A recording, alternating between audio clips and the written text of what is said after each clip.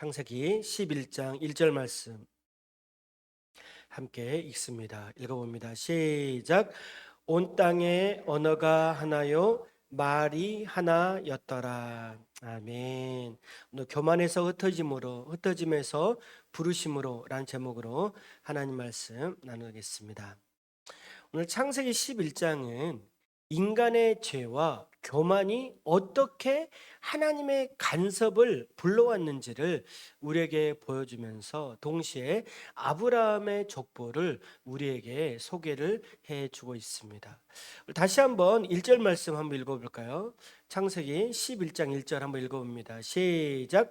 온 땅에 언어가 하나요 말이 하나였더라. 아멘. 굉장히 그냥 본문만 읽어보면 너무나도 평화롭고 질서 있게 보입니다. 왜 그렇습니까? 언어가 하나다. 여러분, 언어가 하나라는 말은 뭐예요? 사람들이 협력할 수 있는 굉장히 좋은 조건이잖아요. 우리 중에 어떤 사람은 영어 쓰고, 어떤 사람은 뭐 중국어 쓰고, 어떤 사람은 일어 쓰고. 여러분, 우리 가운데 이런 사람 많이 있다라고 한다면 어떻게 되는 거예요? 제가 설교하다가 갑자기 영어로 하다가, 갑자기 중국어로 하다가, 아니면 통역길 막 끼고 하든지. 요즘은 어플이 좋으니까 뭐 통역기를 키면서 설교를 들어야 되는 굉장히 불편할 수가 있잖아요. 여러분, 언어가 하나라는 게 굉장히 좋을 수도 있는데, 여러분 오늘 보니까 이 언어가 하나여서 사람들이 하나님의 뜻을, 하나님의 영광대로 살아가는 것이 아니라 언어가 하나여서 하나님을 거역하고 자기의 욕망대로, 자기의 이름을 내기 위한 대로 사용을 했다라는 거예요. 오늘 말씀 보면 사람들이요 신할 평지에 모여서 성을 쌓았어요. 성을 어떻게 쌓냐면 탑을 꼭대기까지 쌓아서 우리 모두가 하늘에 닿자라고 했다라는 거예요. 이것은요 단순하게 그냥 도시 건설이 아니라 어떤 생각을 갖고 있냐면 우리가 하나님 없이 스스로 살아보자, 이런 마음을 가지고 있었다라는 거예요. 그들이 왜 이런 마음을 가지게 됐냐면, 여러분 노아의 홍수를 통해서 어떤 일이 발생하게 됩니까? 사람들이 이 땅의 지면에 물 홍수가 나서 어떻게 되는 거예요? 심판을 받았잖아요. 조상들이 이런 심판을 받았기 때문에 사람들이 어떤 생각을 갖게 되냐면, 야, 우리가 노아 홍수, 다시 한번 이 땅에 홍수가 나서 죽을 수도 있지 않느냐. 그래서 사람들이 어떤 마음을 가지냐면 도시를 건설하고 탑을 쌓는 거예요. 그래서 하늘 꼭대기까지, 하늘 닿을 때까지 우리가 높은 탑을 한번 쌓아보자, 이런 마음을 가진 거예요. 왜 그랬습니까? 다시 한번 홍수가 났을 때 우리가 살아보자, 이런 마음을 가지고 탑을 하늘 꼭대기까지 쌓았다라는 거예요. 여러분 얼마나 교만한 마음입니까? 하나님이 뭐라고 했어요? 다시는 물로 심판하지 않겠다, 그렇게 말씀했는데 이들은 하나님의 말씀을 잊어버린 거예요. 뿐만 아니라 하나님이 어떻게 약속하시고 어떻게 명령하셨습니까? 땅에 충만해라, 온 땅에 충만해라, 그렇게 말씀했는데 사람들이 뭐라고 하는 거예요? 우리가 모여 살자, 흩어짐을 면하자, 그렇게 했다라는 거예요. 여러분, 하나님은요 이와 같이 하나님의 명령을 거부하고 살아가고 있는 인간의 욕망을 너무나도 안타깝게 보셨다라는 거예요. 여러분 지금도 마찬가지입니다. 오늘날 많은 사람들도 자기 인생의 탑을 쌓으려고 굉장히 노력하는 거예요. 재물을 쌓아보자, 내 이름, 명예를 한번 높여보자, 내가 한번 성공을 해보자, 이런 마음을 가지고 살아간다라는 거예요. 그런요 하나님 없이 이 땅을 살아가려고 오늘도 많은 사람들이 그렇게 추구하면서 살아갑니다. 여러분 우리는 하나님 없이는 살아갈 수 없습니다. 나는 하나님 없이는 살아갈 수 없습니다. 나는 하나님밖에 없습니다. 그렇게 고백하면서 이 땅을 살아가야 될 줄로 믿습니다. 이렇게 한번 고백해 볼까요?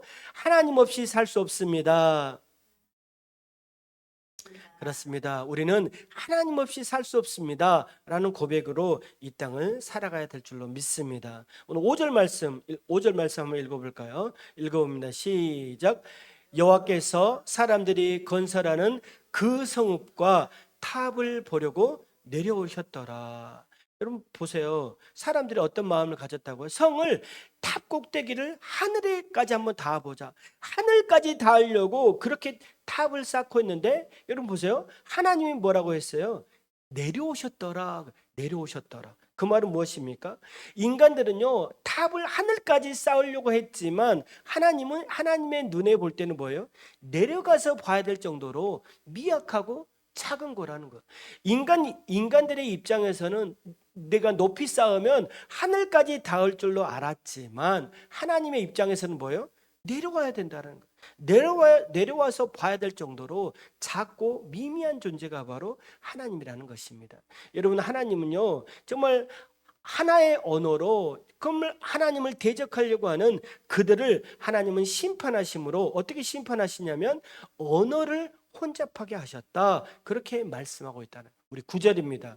9절 말씀 읽어봅시다. 시작. 그러므로 그 이름을 바벨이라 하니 이는 여호와께서 거기서 온 땅의 언어를 혼잡하게 하셨음이니라.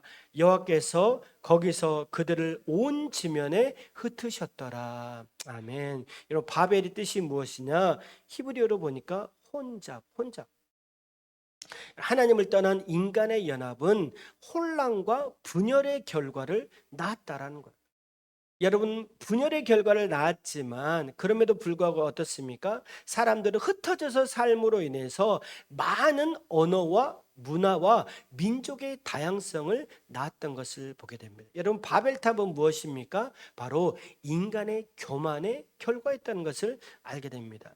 오늘 11장의 후반절 말씀 보면 이 결과는 무엇이 탄생하게 되냐? 오늘 보니까 열방이 탄생하게 되고 열국이 탄생할 뿐만 아니라 오늘 셈의 족보를 통해 아브라함까지 이어지고 있는 것을 보게 돼요. 오늘 11장 10절부터 26절, 여러분 한번 성경책을 펴서서 11장 10절부터 26절 말씀을 한번 봐보세요. 인간의 수명이 어떻게 되고 있습니까? 점점 짧아지고 있는 것을 보게 되잖아요. 셈은요 600살, 아르박살은 438살, 셀라는 433살, 벨렉은 239살, 루는 239살, 그리고 뭐예요? 데라는 205살. 여러분, 노아의 홍수 이전의 사람들은 수명이 900살 이상을 살았잖아요. 가장 오래 살았던 사람은 무두셀라는 몇 살까지 살았냐면 969세. 969세까지 살았어요. 그런데 노아 홍수 이후의 자손들은 계속적으로 어떻게 되고 있습니까? 인간의 수명이 감소가 되고 있는 것을 보게 되는 거예요. 여러분, 어떻습니까? 왜 인간의 수명이 감소되고 있습니까? 두 가지 이유로 볼 수 있어요. 두 가지 이유로. 첫 번째, 그들의 인간의 수명이 감소되고 있는 것은 무엇이냐면 자연적인 환경의 변화라는 거예요. 왜 그렇습니까? 오늘 위에 있는 궁창이 위아래에 있는 궁창이 있었는데 하늘 위에 있던 궁창이 다 무너졌잖아요. 그래서 기후가 변화된 거예요. 그리고 생태계가 변화되고 식생활이 바뀌었잖아요. 예전에는 야채와 채소와 과일만 먹었지만 노아 홍수 이후에는 육식도 했잖아요. 그래서 식생활도 변화된 것이 인간의 수명에 영향을 주었을 것이다. 두 번째는 무엇입니까? 바벨탑 사건 이후로 인간의 교만에 대한 하나님의 심판이었다라는 것. 그러므로 인간의 수명이 점차적으로 약화되고 있는 것을 보게 됩니다. 이것은요, 인간의 나약함과 인간의 유한성을 우리에게 보여주고 있습니다. 그리고 그 이후에 누가 등장하냐면 아브라함이 등장하고 있는 것을 보게 됩니다. 26절 말씀, 26절 우리 같이 한번 읽어봅니다. 26절 시작. 데라는 70세에 아브라함과 나홀과 하란을 낳았더라. 아멘. 데라는 70세 아브라함과 나홀과 하란을 낳았다라고 말하고 있습니다. 사람들은요, 하나님의 뜻을 거슬러서 흩어졌지만 오늘 누구를 부르고 계십니까? 바로 아브라함을 부르기 위한 시작의 이야기, 새로운 이야기를 하나님은 준비하고 있다라는 거예요. 아브라함의 부르심은 여러분 우연이 아니라 하나님의 준비된 역사라는 것을 우리에게 말씀을 해주고 있습니다. 오늘 창세기 12장입니다. 오늘 창세기 12장에는 굉장히 중요합니다. 성경 전체의 흐름에서 너무나도 매우 중요한 전환점을 우리에게 보여주고 있어요. 자, 다시 한번 창세기 1장부터 11장 말씀을 우리가 한번 생각을 해보겠습니다. 창세기 1장부터 11장은 어떤 책이라고 했습니까? 창세기는 시작의 책이다. 시작의 책. 무엇의 시작입니까? 인류, 이 세상이 시작되고 있고 사람이 시작되고 있고 죄가 시작되었고 오늘 보니까 지난주에는 언어가 시작되었고 그리고 또 무엇이 시작되었습니까? 오늘 창세기 12장부터는 민족이 시작된다. 하나님의 부르심에 따라서 약속의 민족, 오늘 이스라엘 민족이 시작되고 있는 것이 바로 창세기 12장이라는 것. 그런 의미에서 굉장히 중요한 의미가 있다라는 것. 하나님은 아브라함을 통해서 오늘 하나님을 믿는 민족, 이스라엘 민족이 시작되고 있는 것을 우리에게 보여주고 있는 것. 하나님은요, 아브라함을 부르시고 그를 통해서 복의 언약, 믿음의 계보, 하나님의 나라의 기초를 세우고 있는 것이 바로 오늘 창세기 12장이기 때문에 너무나도 중요한 시사점이 있다라는 것입니다. 오늘 1절 말씀, 12장 1절 말씀 같이 한번 읽어봅시다. 시작. 하나님께서 여호와께서 아브라함에게 이르시되 너는 너의 고향과 친척과 아버지의 집을 떠나 내가 내게 보여줄 땅으로 가라.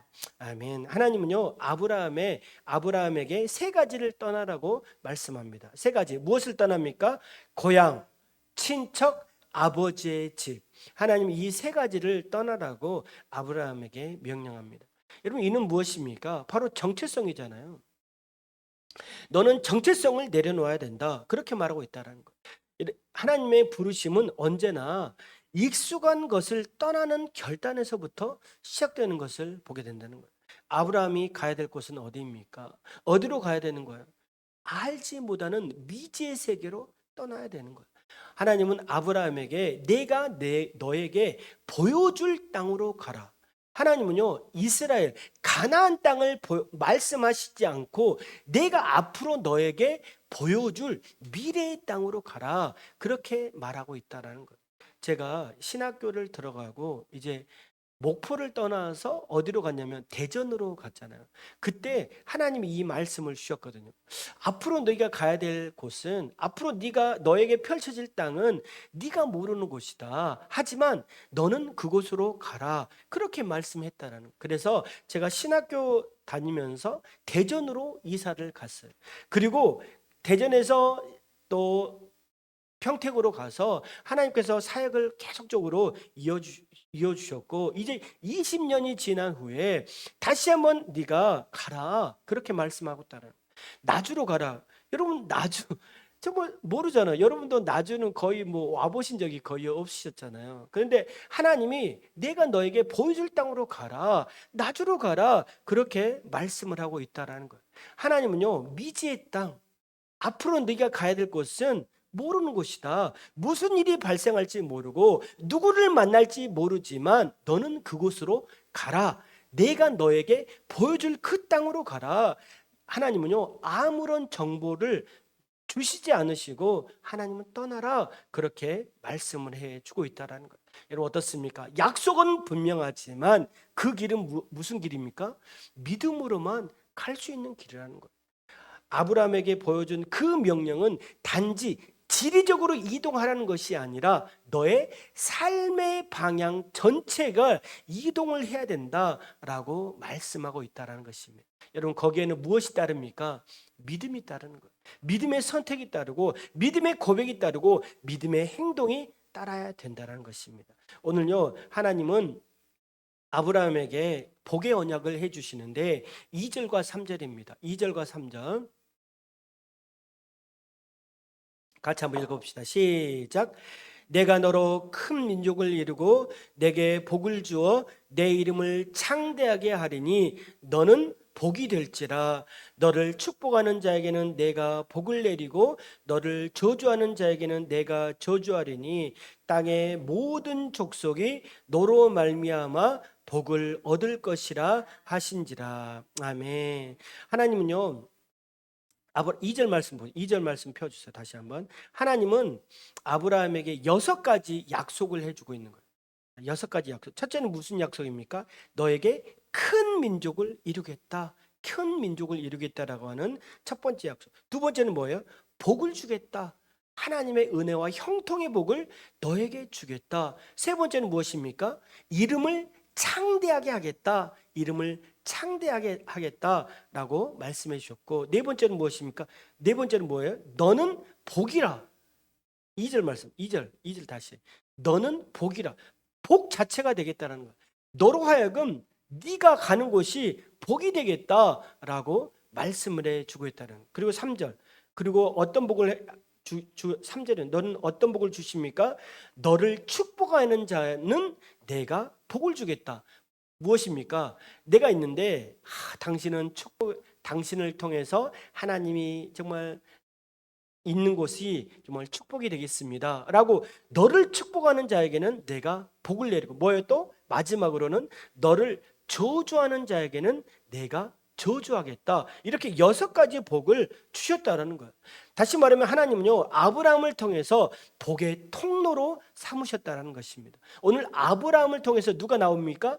다윗이 나오고, 또 다윗을 통해서 또 누가 나옵니까? 예수 그리스도가 나오게 된다는 것.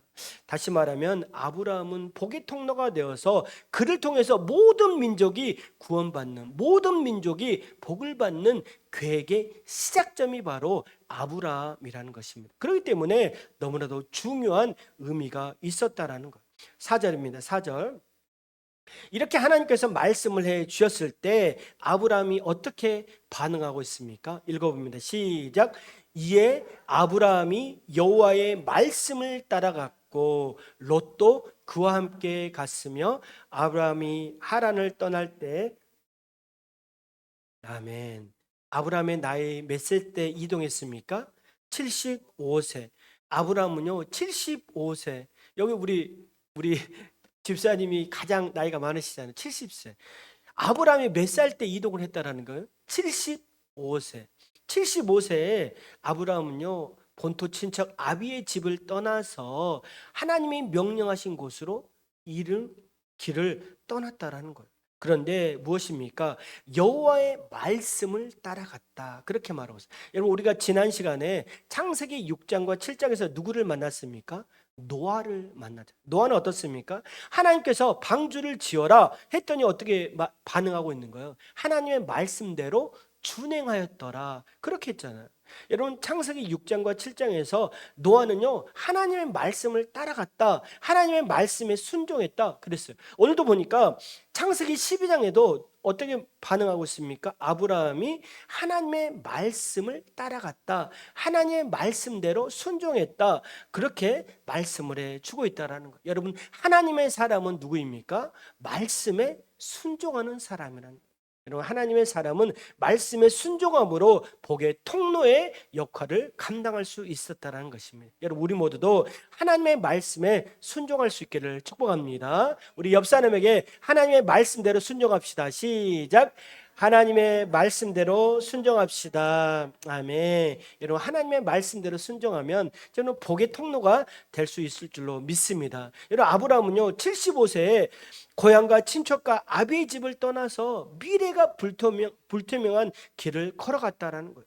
여러분, 특징이 있는데, 오늘 4절 말씀에 특징이 또 있는데 어떤 특징이 있냐면, 아브라함은요 하나님의 말씀을 따라갔는데 조카 롯은 어떻습니까? 아브라함을 따라갔다, 그렇게 말하고 있다라는 거예요. 여러분, 앞으로 무슨 일이 발생할지 모르지만 그들은 여정을 떠났고 5절 말씀 보니까 마침내 가나안 땅에 들어갔다. 마침내 약속의 땅 가나안에 도착을 했다라는 거예요.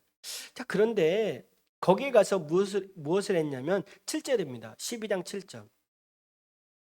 12장 7절. 여호와께서 아브라함에게 나타나 이르시되 내가 이 땅을 내 자손에게 주리라 하신지라.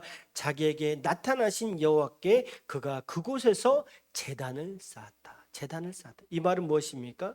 여러분, 아브라함은요 하나님의 말씀만 믿고 이제 미지의 땅으로 걸어가고 드디어 가나안 땅에 도착하고 하나님께서 다시 한번 언약을 주시는 거예요. 내가 이 가나안 땅을 네 자손에게 주겠다, 이렇게 약속을 했다라는 거야. 하나님께서 다시 한번 약속을 해주셨어요. 자, 그랬을 때 아브라함이 어떻게 반응하고 있습니까? 하나님 앞에 제단을 쌓았다. 하나님 앞에 제단을 이 말은 무엇입니까? 하나님을 예배했다라는 거예요. 이런 믿음의 여정은 예배로 시작하는 거예요. 하나님 앞에 예배 드리는 거예요. 오늘 보니까 아브라함 베델과 아이 사이에 제단을 쌓고 여호와의 이름을 부르고 하나님 앞에 예배를 드렸다, 그렇게 말씀했다라는 것입니다. 여러분, 노아도요, 방주에서 제일 처음에 나와서 무엇을 했습니까? 제단을 쌓았다. 정결한 짐승으로 하나님 앞에 제단을 쌓고 예배를 드렸다, 그렇게 말씀했는데, 오늘 아브라함도 이제 가나안 땅에 도착해서 하나님께서 내가 이 땅을 네 자손에게 주겠다 라고 말씀했을 때 아브라함이 어떻습니까? 하나님 앞에 예배를 드렸다.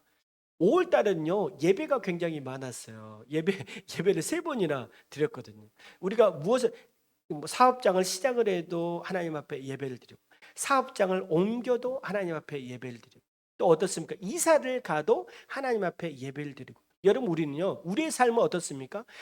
늘 예배의 삶을 살아야 되는 거예요. 하나님 앞에 예배를 드리는 것 너무나도 중요한데, 오늘 아브라함도 마찬가지로 오늘 미지의 땅, 가나안 땅, 약속의 땅에 도착했을 때 하나님 앞에 예배를 드렸다라는 거예요. 여러분, 믿음의 사람의 특징은 무엇입니까? 하나님 앞에 예배드리는 예배의 삶을 살아간다는 것입니다.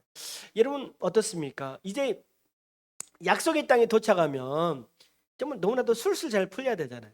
우리가 우리 주일날 예배를 드리는데, 여러분 멀리에서도 와서 예배를 드렸는데, 이렇게 예배를 드리면 내 삶이 너무나도 순탄해야 되고, 오늘 또 멀리 평택에서 이 나주의 땅, 약속의 땅으로 와서 하나님 앞에 예배 드리고 정말 교회를 열심히 개척하면 하나님이 열매를 주셔야 되는데, 여러분, 우리가 믿으면 술술 일이 잘 풀려야 되잖아요. 그런데 그렇지 않은 거예요.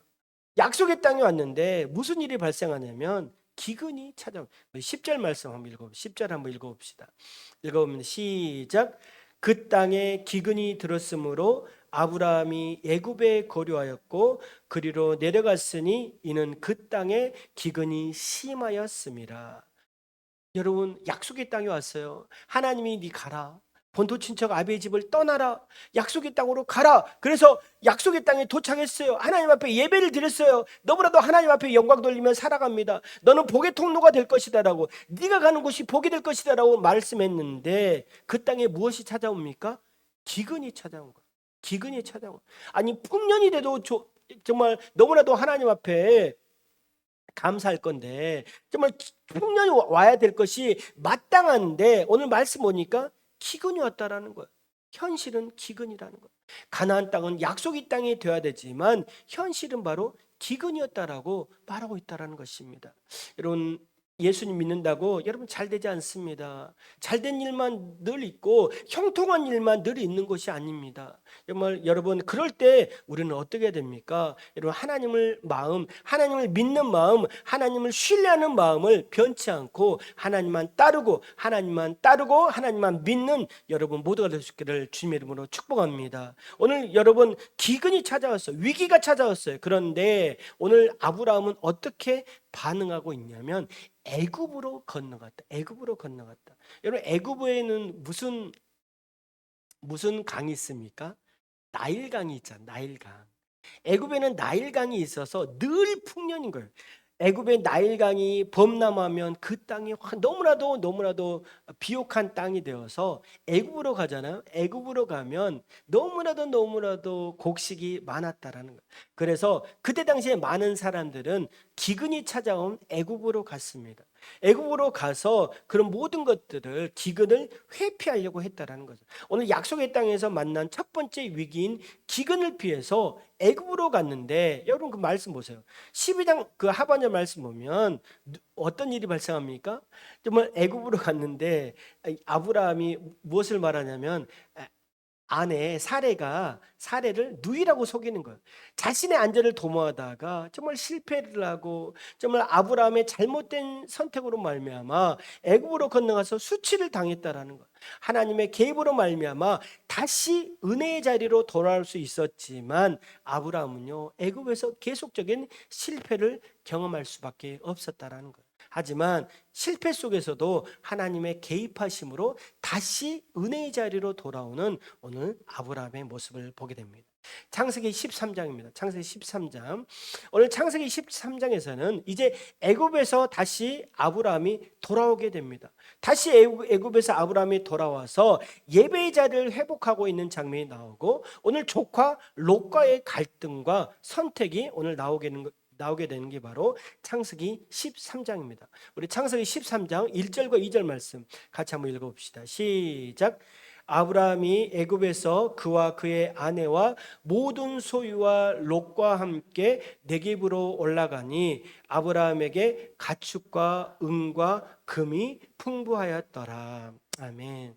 아브라함은요, 이제 애굽에서 거짓말을 했잖아요. 실수했잖아요. 하지만 어떻습니까? 하나님의 은혜로 다시 한번 회복되어지고 이제 다시 약속의 땅으로 건너왔다는, 다시 약속의 땅으로 건너왔을 때는 어떻습니까? 가축과 은과 금이 풍부하였더라. 그렇게 말하고 있다는. 하나님은요, 비록 실수했지만, 넘어졌지만 그 와중에서도 하나님은요, 아브라함에게 은혜와 축복을 더해 주심으로 가축과 은과 금이 풍부했더라. 자, 그리고 나서 그가 했던 게 무엇이냐? 4절입니다. 4절만. 그가 처음으로 제단을 쌓은 곳이라 그가 거기서 여호와의 이름을 불렀더라. 여호와의 이름을 불렀다. 그 말은 무엇입니까? 믿음의 사람은 실수했지만 다시 뭐예요? 예배의 자리로 돌아와서 하나님을 부르는 사람이 바로 믿음의 사람이라는 것입니다. 아브라함은 애굽에서 가나안으로 돌아와서 처음으로 제단을 드렸던 베델과 아이 사이에서 하나님 앞에 예배를 드렸다. 그렇게 말씀하고 있습니다. 여러분, 여기서 또 위기가 한 번 더 발생하게 되는데, 은과 금과 가축이 너무나도 풍부해졌잖아요. 여러분, 가축이 풍부해졌다는 말은 무엇입니까? 풀이 많아야 된다는, 풀이, 가축이 늘어났다는 것은 풀이 많아야 된다는 거죠. 자, 그래서 아브라함과 조카 롯 사이에 문제가 발생한다라는 거예요. 우리 5절과 6절입니다. 5절과 6절 한번 읽어봅시다. 시작. 아브라함의 일행 롯도 양과 소와 장막이 있으므로 그 땅이 그들이 동거하기에 넉넉하지 못하였으니 이는 그들의 소유가 많아서 동거할 수 없음이니라. 여러분, 소유가 많아도, 가축이 많아도 문제가 발생하는 거예요. 여러분, 재산이 많아서 너무나도 좋을 수도 있지만 재산이 많아서 무엇입니까? 분쟁이 일어날 수도 있는 거예요. 재산이 많아서 분쟁이 일어나서 여러분 굉장히 사람들 간에 다툼이 일어날 수도 있다는 거예요. 여러분, 물질의 풍성함이 곧 축복일 수도 있는데 물질의 풍성함이 다툼의 원인이 되고 분열의 원인이 될 수도 있다. 그렇게 말씀하고 있다는 거예요. 오늘 이렇게 다툼이 일어났어요. 아브라함과 조카 롯 사이에 분열이 일어나고 다툼이 일어났을 때 오늘 아브라함은 자신의 권리를 주장하지 않고 조카 롯에게 먼저 선택권을 주고 있는 장면이 나오게 되는 거예요. 오늘 8절과 9절입니다. 8절과 9절. 아브라함이 롯에게 이르되 우리는 한 친족이라 나나 너나 내 목자나 내 목자나 서로 다투게 하지 말자. 내 앞에 온 땅이 있지 아니하냐. 나를 떠나가라. 네가 좌하면 나는 우하고 네가 우하면 나는 좌하리라. 이런 삼촌 롯. 이거 어떻습니까?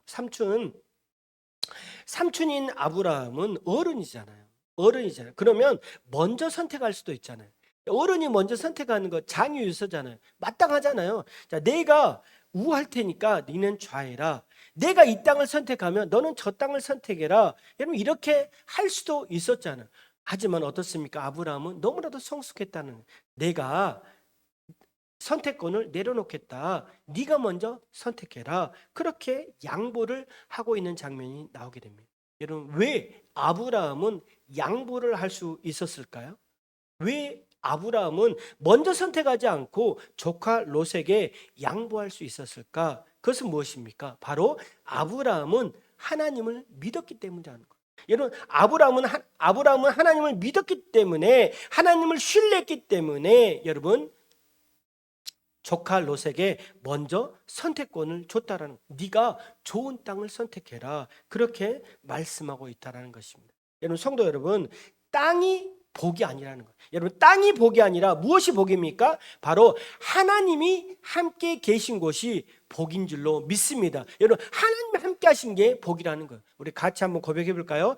하나님이 함께 하신 게 복입니다. 하나님이 함께 하시는 것이 복입니다. 여러분, 하나님이 함께 하시는 게 복이라는 거예요. 여러분, 하나님을 선택하는 것이 바로 복이라는 것입니다. 오늘 조카 롯은요, 눈을 들어서 선택하는데 무엇을 선택하느냐? 소돔 땅을 선택하고 있다는 거. 우리 10절입니다. 10절 말씀 한번 읽어볼까요? 10절 한번 읽어봅니다. 시작. 이에 롯이 눈을 들어 요단 지역을 바라본즉 소알까지 온 땅에 물이 넉넉하니 여호와께서 소돔과 고모라를 멸망하시기 전이었으므로 여호와의 동산 같고 애굽 땅과 같았더라. 아멘. 여러분, 조카 롯이 선택한 땅은 어떤 땅입니까? 굉장히 비옥한 땅인 것처럼 보이는 거예요. 에덴, 여호와의 동산, 에덴 동산 같이 너무나도 비옥한 땅, 그 땅이 바로 소알 땅이었다. 소돔과 고모라 땅이었다. 그렇게 말씀하고 있다는 것입니다. 그 땅은 어떤 땅이었냐? 너무나도 풍족한 땅이었지만 13절 말씀. 13절 말씀 보니까 그 땅은 어떤 땅이냐? 소돔 사람은 여호와 앞에 악하며 큰 죄인이었더라. 어떤 땅입니까? 너무나도 비옥하고 너무나도 살기 좋고 사람들이 너무나도 풍성하고 너무나도 안락한 땅이었지만 그 사람들, 소돔 사람들은, 그곳에 사는 사람들은 하나님 앞에 죄인이었더라. 그렇게 말씀하고 있다는 것입니다. 여러분, 롯의 선택이요, 겉으로 보기에는 좋았다라는 거. 너무나도 비옥한 땅, 사람이 살기에 좋은 땅, 가축을 키우기에 너무나도 좋은 땅, 사람들이 보기에는 너무나도 좋은 땅이었지만 여러분, 그 선택에는 믿음이 없었다라는 거예요. 여러분, 믿음 없는 선택은 유익해 보이지만, 처음에는 유익해 보이지만 궁극적으로는 하나님과 멀어지게 하는 선택이기 때문에 여기는 거기에는 하나님이 없다라는 거예요. 그렇기 때문에 여러분, 우리는 눈에 보기에 좋은 선택이 아닌 하나님을 선택하는 여러분 모두를 주님의 이름으로 축복합니다. 오늘 아브라함은요, 그 위에 정말 너무나도 시대에 빠지잖아. 내가 저 땅을 가야 되는데, 내가 저 비옥한 땅으로 가야 되는데, 내가 저 오아시스가 있는 비옥한 땅으로 가야 되는데, 롯이 먼저 선택했다는 거예요. 어떻게 보면 아브라함이 시대에 빠져 있는데 오늘 하나님은 다시 한번 아브라함에게 약속을 하십니다. 14절과 15절입니다. 14절과 15절 같이 한번 읽어봅시다. 시작. 롯이 아브라함을 떠난 후에 여호와께서 아브라함에게 이르시되 너는 눈을 들어 너 있는 곳에서 북쪽과 남쪽 그리고 동쪽과 서쪽을 바라보라. 보이는 땅을 내가 너와 내 자손에게 주리니 영원히 이르리라. 아멘. 하나님은요, 롯이 떠난 후에 다시 한번 아브라함에게 나타나십니다. 롯과의 결별은 어떻게 보면 너무나도 외로운 길, 그죠? 외로운 길이었고 손해보는 길이었다라는 거. 하지만 이 기회를 통해서 다시 한번 하나님은 아브라함에게 말씀하시고 하나님의 약속을 듣는 그런 귀한 시간이 되었다라는 거예요. 하나님은 아브라함에게 말씀한, 네가 눈을 들어라. 그리고 동서남북을 바라봐라. 내가 이 땅을 너에게 주겠다. 그렇게 말씀을 해주고 있다는 거예요. 오늘 13장에서는 두 번의 눈을 들어 바라본다, 눈을 들어 바라본다 그 말씀이 나오는데 10절에서 롯이요 자기의 눈을 들어 바라봅니다. 자신의 눈을 들어서 바라볼 때 여러분, 그것은 하나님이 없는 선택이었다라는 거예요. 하지만 하나님께서 네가 눈을 들어 바라보라, 여기에는 무엇입니까? 바로 하나님의 명령, 하나님의 명령을 따라서 선택했던 바라봄이었다라는 것입니다. 여러분, 믿음의 사람은요 자신의 눈을 바라보는 것이 아니라 하나님의 말씀을 따라 바라보는 것이 바로 믿음의 사람의 선택이었다라는 것.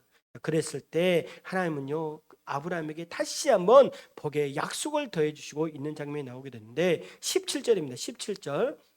너는 일어나 그 땅을 종과 횡으로 두루다녀 보라. 내가 그것을 너에게 주리라. 18절입니다. 18절.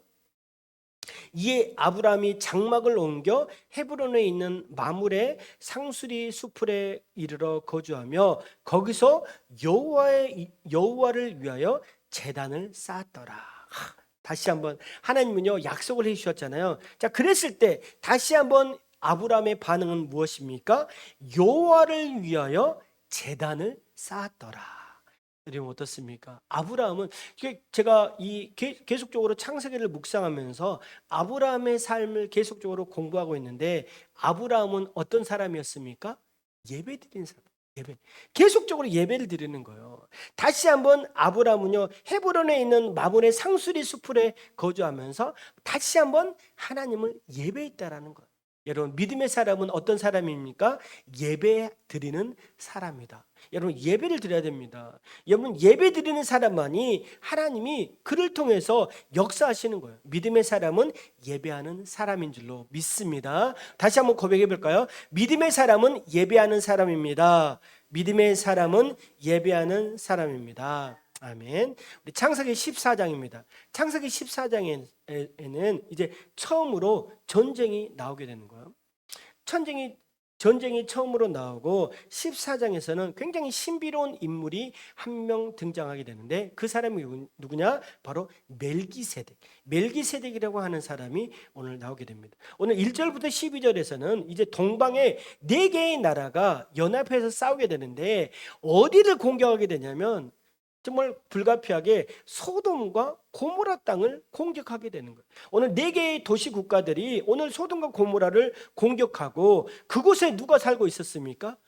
아브라함의 조카 롯이 살고 있었잖아요. 조카 롯이 살고 있는 소돔과 고모라를 동방의 4개국이 연합해서 공격하게 되는 거예요. 자, 그래서 무슨 일이 발생하게 되냐면 12절입니다. 12절 말씀 보니까 소돔에 거주하는 아브라함의 조카 롯도 사로잡고 그 재물까지 노력하여 갔더라. 오늘 롯은요 이전에 소돔 땅을 선택해서 갔잖아요. 여러분 그 땅은요 보기에 너무나도 풍성하고 좋은 땅이었잖아요. 하지만 그 땅은 어떤 땅이었습니까? 죄인들로 득실득실한 땅이 바로 오늘 소돔 땅이었다는 거예요. 너무나도 살기 좋은 땅이었기 때문에 이방 나라의 표적이 되었다는 거예요. 이방 나라가 소돔 땅을 보니까 너무나도 살기 좋잖아요. 그러니까 공격해 들어가잖아요. 여러분 사람이 살기 좋으면 풍성하잖아요. 금은보화가 많잖아요. 그러니까 사람들이 가서 약탈을 하는 거예요. 재물도 노력하죠. 그 사람들도 노력하죠. 그래서 오늘 보니까 조카 롯이 포로로 끌려갔다라는 거예요. 여러분 세상에 풍요를 쫓잖아요. 그러면 이와 같이 위험한 일이 계속적으로 도사리고 있다라는 거예요. 오늘 그랬을 때 아브라함은요 조카가 잡혀갔다는 소식을 듣고 오늘 14절입니다. 14절 말씀.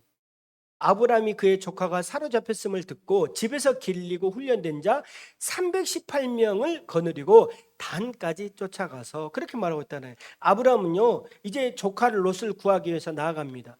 전쟁을 피할 수 없잖아요. 그래서 오늘 318명 그에게는 318명의 정말 종들이 있었다는 와 대단하죠. 아브라함은요 집에 318명의 종들이 있을 정도로 굉장히 부유한 사람이 바로 아브라함이었다라는 거예요. 오늘 아브라함은 318명을 데리고 이제 나갑니다. 조카 롯을 구하기 위해서 나갑니다. 그런데 여러분 어떻습니까? 4개의 나라가 연합해서 소돔과 고모라를 쳤잖아요. 자, 그러면 군사가 얼마나 많겠어요? 최소한 몇천 명은 됐잖아요. 자, 그런데 아브라함에게 몇 명 있습니까? 318명. 여러분 낮에 싸우면 승산이 없잖아요. 낮에 싸우면 승산이 없기 때문에 아브라함이 지혜를 발휘합니다. 내가 낮에 싸우면 안 되겠구나. 그래서 언제 싸웁니까? 밤에 급습하게 되는 거예요. 그래서 큰 승리를 거두게 된다는 거예요. 아브라함은요 오늘 하나님이 주신 지혜와 용기를 가지고 하나님의 도우심을 가지고 오늘 조카 롯을 구하게 됐는데 16절입니다. 16절 모든 빼앗겼던 재물과 자기의 조카 롯과 그의 재물과 또 부녀와 친척을 다 찾아왔더라. 아브라함은요 재물뿐만 아니라 조카 롯과 거기에 있는 부녀와 포로로 끌려갔던 부녀와 친척까지도 모두 찾아오고 있는 장면이 나오게 된다는 거예요. 여러분 아브라함에게 힘과 능력을 하나님이 부여해 주심으로 첫 번째 전쟁에서 승리하고 있는 모습을 보게 됩니다. 여러분 전쟁을 마치고 돌아왔잖아요. 자, 그랬는데 여기에서 신비로운 사람이 한 명 등장하게 되는데 그 사람이 누구냐? 바로 멜기세덱 18절입니다. 14장 18절 살레망 살렘 왕 멜기세덱이 떡과 포도주를 가지고 나왔으니 그는 지극히 높으신 하나님의 제사장이었더라. 여러분, 멜기세덱을 뭐라고 표현하고 있습니까? 그를 하나님의 제사장이다, 지극히 높으신 하나님의 제사장이었다라고 표현하고 있다는 거예요. 오늘 멜기세덱은 의의 왕이자 평강의 왕이며 지극히 높으신 하나님의 제사장이었다라.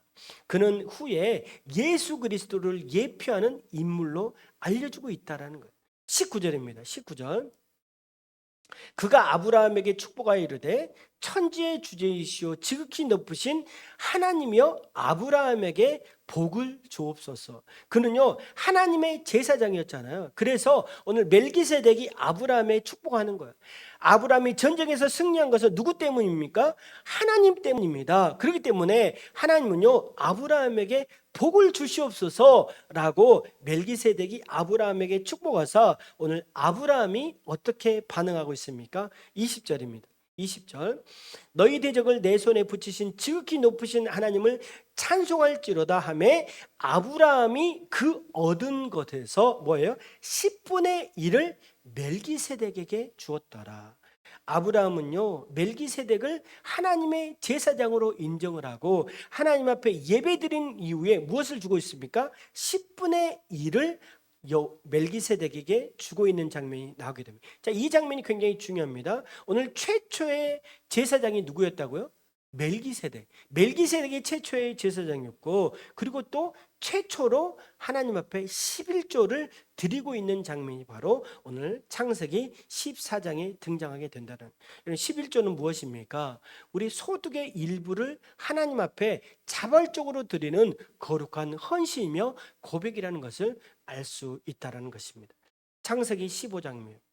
오늘 창세기 15장에서는 구속사에서 굉장히 중요한 장면이 나오게 되는데 오늘 믿음으로 의롭게 된다라고 하는 성경 전체를 관통하는 중요한 복음의 핵심이 바로 오늘 창세기 15장에 등장하게 됩니다. 오늘 1절 말씀 창세기 15장 1절 한번 읽어봅니다. 시작. 이후에 여호와의 말씀이 환상 중에 아브라함에게 임하여 이르시되 아브라함아 두려워하지 말라 나는 내 방패요 너의 지극히 큰 상급이니라. 아멘. 여러분 생각을 해보세요. 아브라함이 14장에서 전쟁에서 승리를 했잖아요. 자, 조카 롯을 구했잖아요. 재물도 많이 얻었잖아요. 자, 그런데 두려움이 쌓이게 됩니다. 왜 두려움이 쌓이게 됩니까? 아브라함에게는 몇 명의 종들이 있는 거예요? 318명. 318명밖에 없잖아요. 자, 그럼 318명을 데리고 낮에 싸우면 안 되니까 밤에 급습을 해서 이제 조카 롯을 구했잖아요. 자, 그런데 네 개의 나라가 다시 한번 연합해서 아브라함을 치게 되면 어떻게 되는 거예요? 대책이 없잖아요. 아브라함은 질 수밖에 없어요. 자, 그렇기 때문에 첫 번째 아브라함은 두려움에 쌓이게 되는 것. 두 번째 아브라함의 두려움은 무엇이냐면 아니 하나님께서 너로 큰 민족을 이루겠다라고 네 자손이 이곳에서 번창하겠다고 약속을 해주셨는데 아브라함에게는 자녀가 있습니까? 없습니까? 없잖아요. 아직 자녀가 없는 거예요. 그렇기 때문에 아브라함은요 정말 두려움 가운데 있는 거예요. 자, 그래서 하나님이 뭐라고 말씀하시냐면 아브라함아 뭐예요? 두려워하지 말라. 아무것도 염려하지 말라. 두려워하지 말라. 그렇게 말씀하시면서 나는 너의 방패다. 이 말은 무엇입니까? 나는 너를 보호한다. 아무리 네 개의 나라가 쳐들어와도 나는 너를 보호하는 방패다. 내가 너를 지키시고 내가 너를 인도할 것이다 라고 그렇게 말씀을 해주고 있고 또 뭐라고 말씀합니까? 너의 지극히 큰 상급이다. 내가 바로 너의 복의 근원이다. 네가 봐라. 애굽에서 네가 건너왔을 때 네가 비록 실수해서 정말 실수하고 넘어졌지만 네가 애굽에서 나왔을 때는 너에게 큰 재물을 주었지 않느냐. 나는 너의 복의 근원이다. 그렇게 말씀하고 있다는 거예요. 나는 너의 모두다, 너의 전부다 라고 그렇게 약속을 해주고 있다는 거예요. 여러분 비록 눈에 보이지 않지만 미래가 불투명하지만 하나님은요 내가 너의 방패가 될 것이다, 내가 너의 소망이 될 것이다 라고 하나님은 약속하신 줄로 믿습니다. 오늘 2절입니다. 2절 자, 그랬을 때 아브라함이 이르되 뭐라고 말씀합니까? 주 여호와여 무엇을 내게 주시려 하나이까? 나는 자식이 없사오니 나의 상속자는 이 다메섹 사람 엘리에셀이니이다. 아브라함은요 자신의 답답함을 솔직하게 털어놓습니다. 여러분, 믿음의 사람도 현실 앞에서는 의문을 가질 수밖에 없고, 하나님이 믿어지지 않고 하나님의 약속이 언제 이루어질까 그렇게 답답할 수 있다라는 거예요. 그랬을 때 다시 한번 하나님이 말씀하십니다. 4절입니다. 여호와의 말씀이 그에게 임하여 이르시되 그 사람이 내 상속자가 아니냐, 엘리에셀이 너의 상속자가 아니다. 네 몸에서 날 자가 네 상속자가 되리라 하시고, 5절입니다. 5절. 자, 그리고 나서 하나님이 말씀하십니다. 그를 이끌어 밖으로 나가 이르되. 자, 이제 밖으로 나갑니다. 이때 당시가 저녁이었던 것으로 생각되어지는데, 자, 밖으로 나가서 뭐라고 말씀하시냐? 하늘을 우러러 바라보라. 우러러 무별을 셀 수 있나 보라. 하늘에 있는 별들을 셀 수 있나 보라. 또 그에게 이르시되 네 자손이 이와 같으리라. 하나님 말씀하시는 거예요. 야, 비록 현재는 네가 자녀가 없다, 자손이 없다. 하지만 하늘의 별을 봐라. 네가 셀 수 있느냐? 셀 수 없습니다.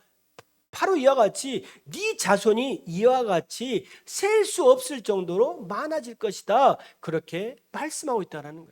여러분, 하나님의 약속은 눈앞의 현실보다 크고, 믿음의 눈으로 바라볼 때 여러분, 비록 현재는 없다 하여도, 비록 지금은 없어도 믿음의 눈으로 바라보면 하나님의 약속을 붙잡고 살아가는 것, 그것이 무엇입니까? 바로 믿음이라는 것. 이런 믿음이라는 너무나도 중요하다는 것입니다. 여러분, 이렇게 하나님이 약속의 말씀을 했을 때 6절입니다. 6절. 아브라함이 여호와를 믿으니. 여러분, 하나님께서 비록 현재는 없다, 현재 눈에 보이는 건 아무것도 없다 그랬는데 뭐라고 말씀하십니까? 아브라함이 여호와의 그 믿음, 여호와의 말씀을 믿으니 뭐예요? 여호와께서 이를 그의 의로 여기니라. 굉장히 중요합니다. 계속 놔두세요. 믿으니 의로 여겼다. 믿음으로 인해서 의로운 사람이 된다. 여러분, 아브라함은요 아직 아무 일도 일어나지 않았어요. 자식도 없죠. 지금 현재 땅도 없잖아요. 약속의 땅으로 가라 했지만 그 땅은 아직 아브라함의 땅이 아니잖아요. 하지만 어떻습니까? 아브라함이 그것을 믿었다.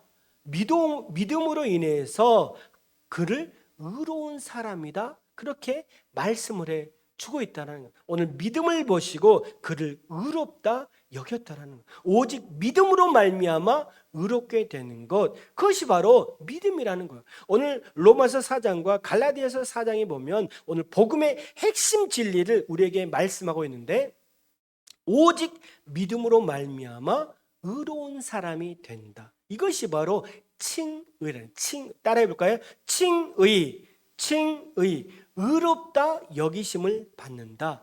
이것이 언제 나오냐? 바로 아브라함이 믿으니 의로 여겼다, 여기에서 나왔다라는 것입니다. 여러분, 믿음의 길은 너무나 두려움이 따르고 현재 아무것도 없잖아요. 그렇기 때문에 아브라함은 두려움 가운데 있었지만 하나님은 그에게 내가 너의 방패가 되겠다, 내가 너의 상급이 되겠다, 그렇게 말씀했을 때 그것을 믿으니 의로운 사람이 되었다, 그렇게 말씀하고 있습니다. 여러분, 믿음이란 바로 이와 같은 것입니다. 현재는 없지만, 현재는 눈에 보이지 않지만, 현재는 잡히지 않지만 그것을 바라보고 하나님의 약속을 믿는 것, 그것이 바로 너무나도 중요하다는 것입니다.